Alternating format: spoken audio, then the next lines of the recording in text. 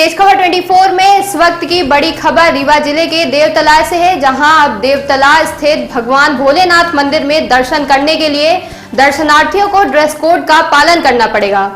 बिना dress code वाले दर्शनार्थियों को मंदिर के गर्भगृह में प्रवेश पर पूरी तरह से प्रतिबंध लगा दिया गया है। यह निर्णय मंदिर की प्रबंध समिति के बैठक में लिया गया है।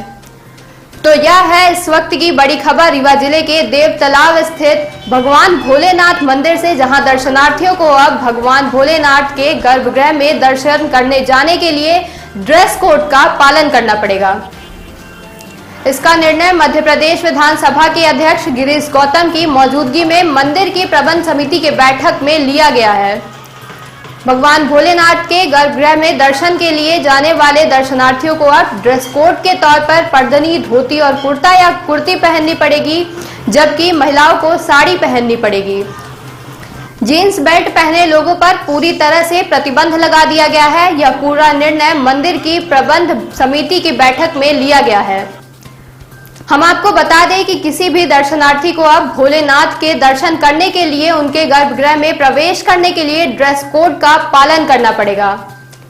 मध्य प्रदेश विधानसभा के अध्यक्ष गिरीश गौतम ने प्रबंध समिति के द्वारा लिए गए निर्णय के बारे में जानकारी देते हुए बताया कि मंदिर में एक बड़ा धर्मशाला है, जिसको भी अतिक्रमण मुक्त कराकर पूरी तरह से व्यवस्थित किया जाएगा। उसे मंदिर की संपत्ति घोषित कर आम लोगों को रुकने के लिए सुविधाएं दी जाएंगी। इसके अलावा मंदिर परिसर में ही लक्ष्मण झारी दास मंदिर है, जिसको भी अतिक्रमण मुक्त कराकर उसको खूबसूरती प्रदान की जाएगी और साफ सुथरा कर मंदिर में एक बड़ा हॉल का निर्माण कराया जाएगा। इसके अलावा मंदिर परिसर में गर्भगृह में दर्शन करने के लिए प्रवेश करने वाले लोगों को ड्रेस कोड का पालन करना पड़ेगा।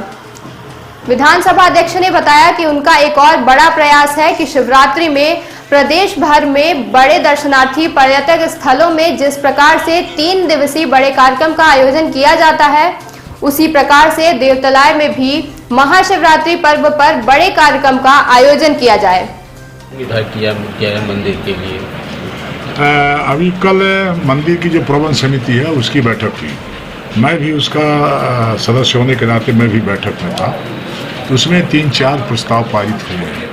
एक तो ये कि मंदिर से लगा हुआ एक बैजू धर्मशाला, जो ये बैजू धर्मशाला शायद यही बैजू धर्मशाला हुआ, और उसमें बैजू धर्मशाला की हालत जीर्ण है और उसमें अतिक्रमण लगातार होते चले जा रहे हैं। तो एक प्रस्ताव ये पारित हुआ कि इसको एक तो मंदिर के एरिया के भीतर है तो उसको मंदिर की संपत्ति घोषित किया जाए और उसका बढ़िया रख रखाव कर दिया है, जिससे रुकने वालों की धर्मशाला है एक व्यवस्था बन सके, उनके रास्ते खोल दिए जाए। एक तो ये निर्णय हो। दूसरा ये हो कि लक्ष्मण झाड़ी दास जी का एक मंदिर है, मंदिर का बड़ा कैंपस है और उस कैंपस में अतिक्रमण बहुत ज़्यादा हो गया। हाल अभी प्रशासन ने अतिक्रमण को खाली करा लिया है, सब कुछ कर दिया है। तो ये हुआ कि उसी में जो स्पेस ज़्यादा है एक बड़ा हॉल बना दिया जाए, उसमें ओपन हॉल रहे, सेट करा है, कुछ कमरे बन जाए उसमें, जो उसमें सारी सुविधा युक्त वो हों। तो लोगों को जाने को जो भक्तगण जाते हैं, पूरी तरकारी बनाते हैं या प्रसाद बनाते हैं, उनके जगह बैठने का, रहने का वहाँ मिल जाए। एक तो ये निर्णय हुआ। तीसरा निर्णय उसमें ये हुआ है कि मंदिर के भीतर अभी होता ये था कि जिसकी जो तबीयत आती थी वो पहनावा पहन के जाता है। ये निर्णय किया प्रबंध समिति ने कि नहीं, अब इसमें ड्रेस कोड लागू हो और मंदिर के गर्भगृह में जो जाते हैं, जो शंकर जी को हाथ से जस्ट स्नान कराते हैं, दही कराते हैं, शहद कराते हैं, दूध कराते हैं, धोते हैं, बेल चढ़ाते हैं, जो भी पूजा पाठ करते हैं उसका ड्रेस होना चाहिए। ड्रेस ये हो कि पुरुषों के लिए पर्दनी या जेंट्स धोती हो और महिलाओं के लिए उनकी साड़ी हो। इसके अलावा जीन्स नहीं अलाउ करेंगे, बेल्ट नहीं अलाउ करेंगे, ये सब रोकने की आवश्यकता है।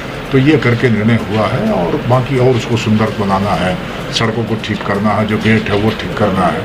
और तीसरा ये हुआ कि अभी जब शिवरात्रि होती है तो वो एक हमारे पर्यटन की तरफ से एक कार्यक्रम होता है बड़े बड़े शिव मंदिरों में, उसको हमने जोड़ने का प्रयास किया कि हमारा देवतलाव भी ले लिया जाए। और जिस तरह से घोष में होता है, जिस तरह से महाकाल में होता है, जिस तरह से ओंकारेश्वर में होता है, उसी तरह से यहाँ भी वो 3 दिवसीय कार्यक्रम होता है वो हो। ये मैं प्रयास कर रहा हूँ कि वहाँ जुड़ जाए। बाकी उनके भोग का है तो भोग को जो चढ़ के आता है, फिर भी मैं कह के आया हूँ कि प्रतिदिन 1 लीटर दूध लगता है, तो हमारी तरफ से जब तक मैं यहाँ व्यवस्था में हूँ तो वो भोग लाइए और बढ़िया भगवान का ठीक से भोग तैयार हो, उनकी ठीक से पूजा अर्चना हो सके। ये निर्णय इसलिए लेना पड़ा कि कई आस्थावान लोग जो जाते हैं अंदर, और जब उनके स्नान करा रहे हैं शंकर जी किसी से मैं जीन्स वाला पैंट वाला बेल्ट वाला आ जाता है तो उनको ऐसा लगता है कि शायद ये आस्था के साथ ठीक नहीं है, उनकी धार्मिक भावना के साथ ठीक नहीं है, इसलिए उनकी बार बार आपत्ति आती थी। इसीलिए इस आपत्ति को हम सब ने स्वीकार किया और उसका प्रस्ताव पारित किया। वैसे भी जब आप देखते होंगे कि मलमास का महीना या सावन के महीने में बहुत ज़्यादा भीड़ लगती है, उस समय गर्भगृह में जाना अभी रोका, पिछले साल रोका हमने, तो रोका तो सब ने सहमत के साथ, उसमें कोई विरोध नहीं हुआ और सब ने मान लिया। इसलिए जैसा बैजनाथ धाम में होता है उसी जल चढ़ाने की व्यवस्था हुई कि पानी यहीं से डालिए, वो सीधे उनकी मूर्ति पर जाएगा, उस व्यवस्था को सब ने स्वीकार किया। और मुझे विश्वास है कि जैसे ही ये लागू होगा, क्योंकि उसका टाइम दिया कि आषाढ़ में शुरू करेंगे अपन इसको, तो जैसे लागू होगा सब जितने श्रद्धालु भक्तजन हैं इसको स्वीकार करेंगे। और ये तो उनके पक्ष की यह धार्मिक, हमारी जो धार्मिक आस्था उसको चोट कहीं ना लगे, हमको प्रयास ये करना चाहिए।